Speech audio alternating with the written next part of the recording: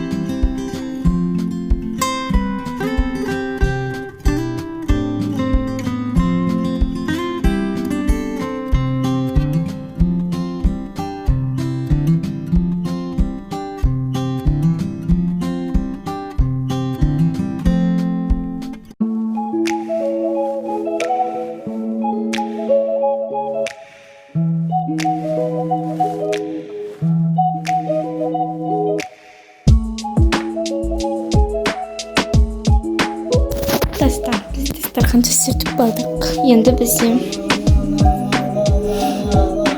ладно. Ой, біточок. Жинаймыз.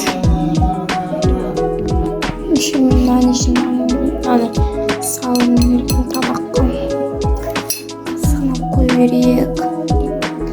Шканың үстінде тұрады деген. Мынау, кстати, мен папамның тамағым. Біздің оған жұмыс. Сол үшін осында деп қоғамыз, осын жуамыз, ойламыз деп жинаймыз да, просто жуамыз.